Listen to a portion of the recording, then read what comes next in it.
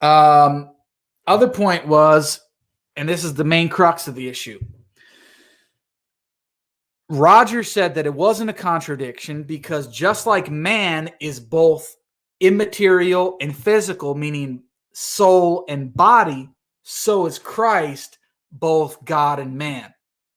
So we have to check. If that was his main line of defense and those two things are not analogous, then he hasn't really solved anything, right? So that's why I spent a lot of time on this analogy.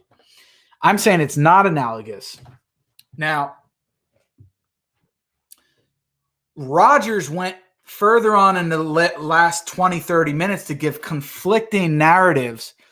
And this is just a question straightforward for you, Mr. Rogers. Does the human nature necessitate a human body such that without a human body, the human soul is not fully human?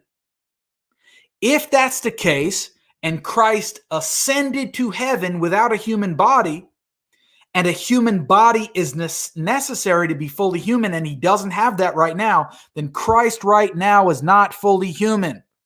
And I don't think you want to say that.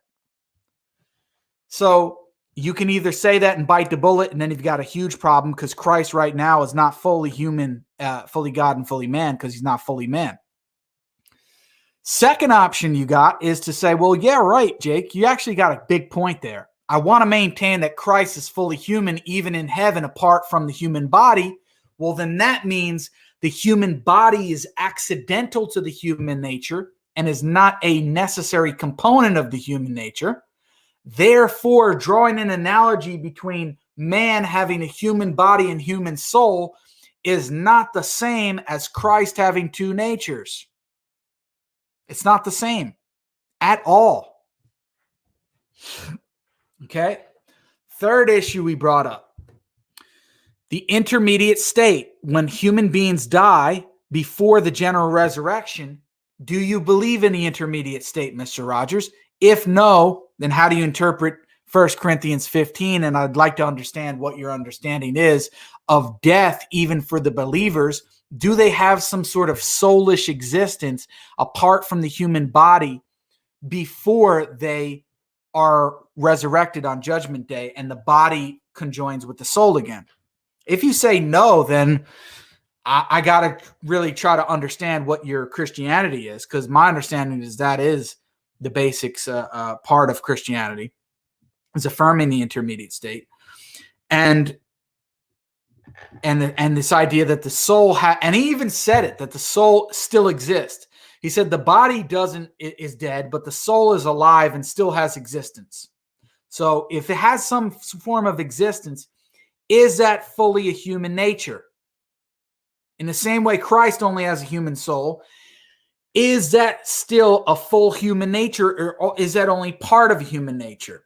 If you say it's part of a human nature, then me, after my death, and you, Mr. Rogers, we're only partly human until we get our body back. That's a really unfortunate situation. Also, another thing to consider, fourth thing to consider, in the intermediate state, is the human soul a person? Do we cease to be human persons when we do not have or possess our human body? If the answer is yes, then what sort of existence is that? He's not fully human in terms of nature, and he's not a person either. That would mean that the body is necessary for human personhood, in which case that casts doubt on your stance of abortion, that abortion is prohibited at the moment of conception, even when the body is not really there. There's no full body. There's no full human body there. So the full human body is not there, yet you're saying it's a human person. That suggests that a full human body is not necessary at the time in order to be considered a person. So that's another problem for you. What's this fifth problem or sixth? I don't even know what we're on. We're racking up so many problems here from this stream with Mr. Rogers and his conception of the human nature and human personhood. Well, the other point, as I mentioned, if it's not a human person, then it's not a human person nor a full human nature. And then the question is, what are the necessary and sufficient conditions in order to be considered a human person? Ontologically speaking, what is a human person? What are the components or the thing or the multiple things that are necessary and sufficient, meaning with these things, it necessitates and is sufficient to be considered a human person? If you don't know the answer to that question, how are you calling a baby in the womb a human person? What is it, ontologically speaking, that makes it a human person? Now, we, the Muslims, I'm saying, I don't want to speak for the Sheikh here because I don't think he didn't really go too much into the Chalcedonian Creed, so I'm going to do it because Rogers quoted it. He said, this is standard Christian theology and the Creed of Chalcedon, which it is, which he says that Christ was fundamentally one person with two complete natures. Now, the human nature, he had a human body, a human soul, and a human will. Now, the question is, what goes to constitute a human person? If you have a human soul, a human body, and a human will, how is that not a human person? But yet you say Christ had all three of those things and was not a human person. That's the whole problem. Because you are saying that Christ was one person, which was the divine person prior to the incarnation. And he had two complete natures, a divine nature, okay, put that to the side, and a human nature, which at least while he was on earth, he had a human body, a human soul, and a human will. If those three things are not sufficient in order to be considered a human person, then ontologically speaking or definitionally, what is a human person? I have never been able to get a straight answer from a Christian on this other than winding up in contradiction or in heresy. Now, I'm going to give you a straight, clear answer from William Lane Craig here precisely on this issue. He tackles it straight on. Now, one thing I like about William Lane Craig, other than the fact that he steals Muslim arguments, no, I'm just kidding about that. We're just joking. Take it easy. Take it easy, people. But apart from him using the Kalam cosmological argument, which I like, what I like about Craig is because he's a philosopher and he understands logic, what Craig does both, and you can check this out, people who know, those who don't know. I try to expose this to an audience, Christian and Muslim, is that Craig, because of the logical problems with the two fundamental doctrines of Trinitarian Christianity, I don't want to lump all Christians into it, are the Trinity, which is three persons, one nature, God, incarnation, one person, two natures, God and man. He says these are contradictory. Classically speaking, they're contradictory. There's no way to get around it. So what Craig does is he says, look, you got two options. Either you affirm the historic Christian doctrine of the Trinity incarnation, and you've got contradiction on your hand and incoherence, or you change the position slightly and you take what the church has considered always a heretical position. Now, Craig, on the one hand, I got to give it to him, to be honest, and say historic Christianity, they've got serious issues here. They got contradictions and incoherence. I, as a philosopher and somebody who loves logic and critical thinking, I can't just latch onto this contradiction. I'd rather take a heresy over that. Jake, on the other hand, is saying, Craig, listen, brother, you're a good guy. Just think about it. Go a little bit further. Reject the contradictory stuff, but reject the heresy also and embrace the true deen, which is Islam. Go a bit further because people, the Christians, once they really get their hands on this stuff, they're not going to like that anyway. They're not going to be really supporting you like that because you're taking a heretical position. But I got to give it to Craig. The problem and the questions posing that I'm asking for Anthony Rogers that Rogers can't answer, and neither can Tweedledee or Tweedledum, Mr. Sam Shamoun or David Wood. None of those three can answer these questions that I'm asking about the incarnation. And because they can't answer it, because it leads fundamentally to a contradiction, Craig says, look, you guys can't answer that stuff. but I'll answer it for you. I'll tell you straight up and down and answer it for you. It is a contradiction. Now watch what Craig says. I'm going to add it to the stream, and I'm going to read you a quote from an article here. And look, it says, does Dr. Craig have an orthodox Christology? And it has audio to it. It's 13 minutes and 46 seconds. But I'm just going to read you the relevant section on this point. What goes to constitute a human person? What is a human person, ontologically speaking? We went into what was a human nature, ontologically speaking. What is a human person, ontologically speaking? So he's speaking with Kevin Harris, who's the co-host of his show. I'm just highlighting here what the part is that I'm going to read. This is the question that was asked to Craig. The audio is there if you want, but it's more powerful in terms of the written format here. So it says Kevin Harris, who's the host, he asked the question.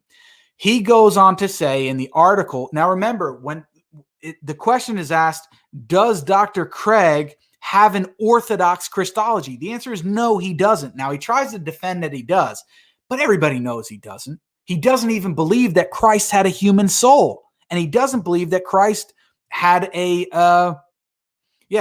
doesn't believe that Christ had a human soul. So let's see why. Let's see why Craig doesn't think that he had a human soul, or he also doesn't think that he had a human will. He's a monotheletist, which means he believes that Christ did not have a human will, which was condemned by the Catholic Church. And now he's not a Catholic, but it was one of the councils that actually condemned this.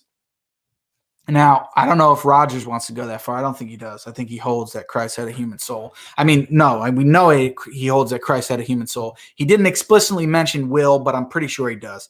So Rogers says Christ has a human soul, body, and will. Now, what does Craig say about this? Kevin Harris says, he goes on to say in the article that contrary to what you will sometimes read in rumors, William Lane Craig is combating Nestorianism, which is the idea that Christ was two persons. What is Richard telling us here about your view? Dr. Craig says, in response to this guy he's responding to, he says, what he is saying here is that if Christ had a merely human soul and merely human body, and he just means to say just a human soul and human body, in addition to the divine person, then to me, it is very difficult to understand why there wouldn't be two persons in Christ, one human and one divine. Think about it. And he goes on to give an example. He asks the question, what goes to constitute a human person? That's what I'm asking Rogers. Can't give me an answer. Is he going to appeal to mystery, or is he going to answer the question straightforward? Craig answers.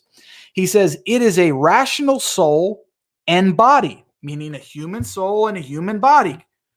So Rogers says that Christ did have a human soul and human body. Question is, if he had a human soul, body, and will, how was he not a human person? Craig says, if you have a rational soul and a humanoid body, you have a human person. That is all it takes. So, if you say that Christ had a merely human soul and human body, then why wasn't there a human person, Jesus? So he's asking this. This is a question for you, Mr. Rogers. Dr. Craig is asking you a question now. If Christ had a human soul and a human body, why was he not a human person if soul and body are sufficient for human personhood? But what does Craig say? What does Craig say? Yet orthodoxy denies that. Orthodoxy says there is only one person in Christ, or who is Christ, and that person is divine, which Rogers affirmed. There is no human person, Jesus Christ. Jesus Christ is a divine person with two natures. Jesus Christ is a divine person with two natures.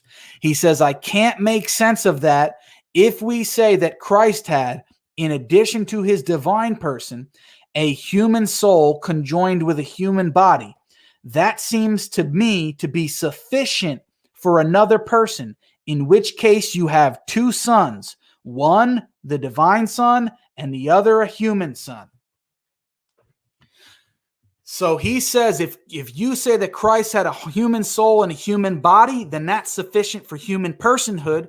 Orthodoxy denies that, which is what the contradiction is. He says that it seems to him that if Christ had a human soul and a human body, then there would be two sons, one the divine son, one the human son, two persons, which is Nestorianism, which was deemed heretical at the Council of Chalcedon.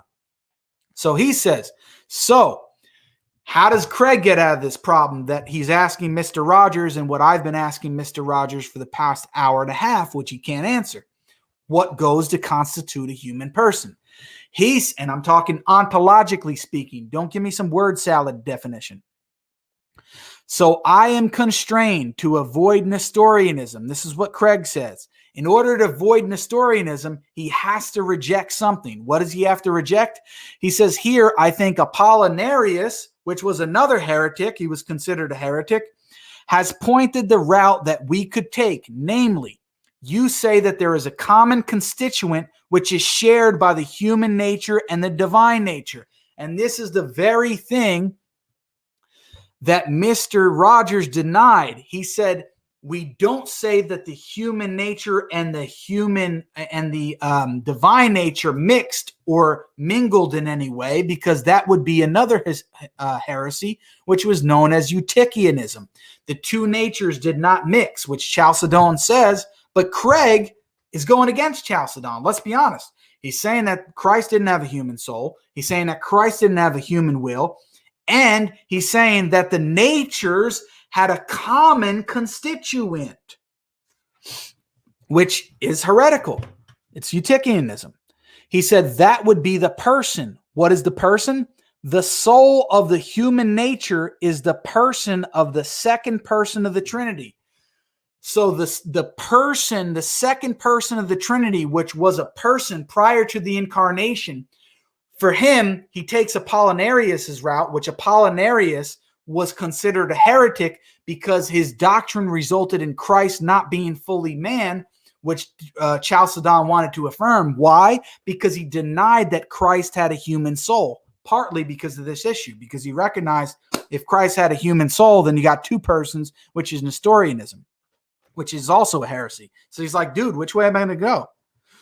So Craig agrees with Apollinarius. He says, look, the only way to avoid Nestorianism or the two-person problem, which is a heresy, condemned that Chalcedon, is I got to go the Apollinarian route and say that Christ had something that was shared between the two natures, which is Eutychianism.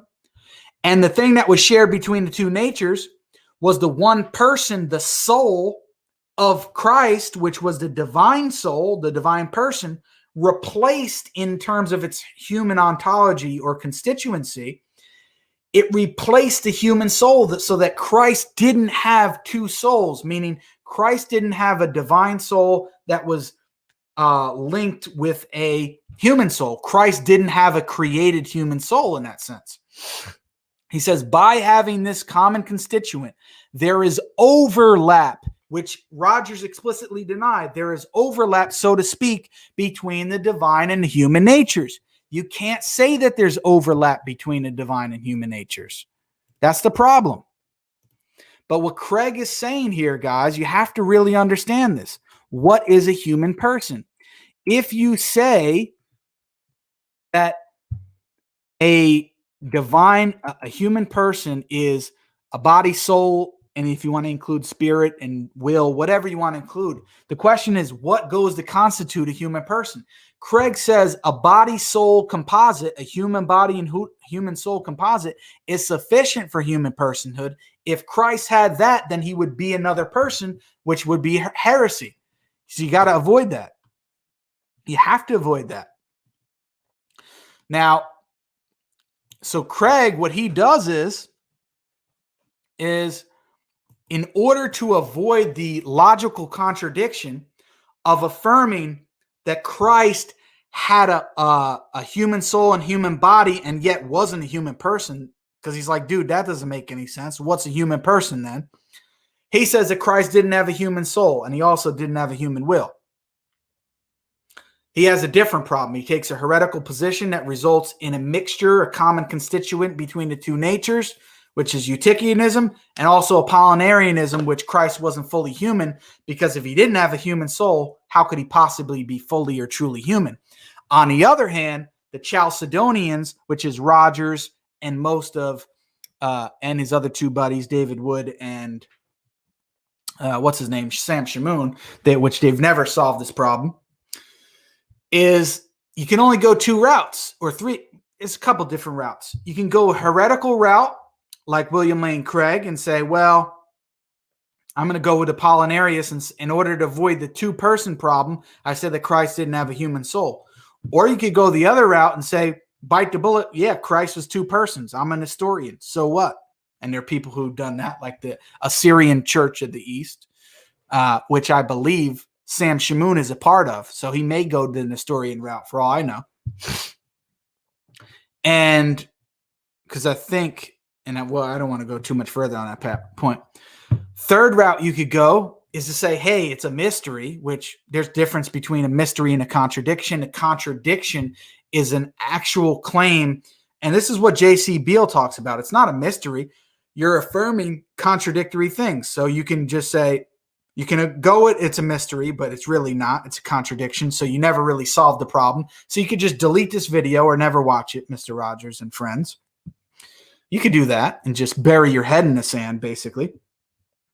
Or you could say, well, yeah, you know what, Jake? You're right. It is a contradiction, but it's a true contradiction. Diatheletism is true, which means it affirms true contradictions.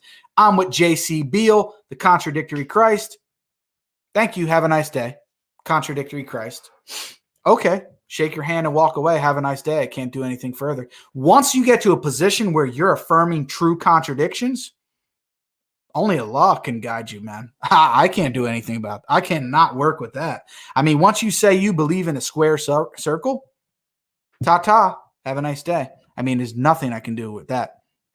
Or you should do what I did. Say, hey, all this stuff is a problem. Reject it. Embrace Islam.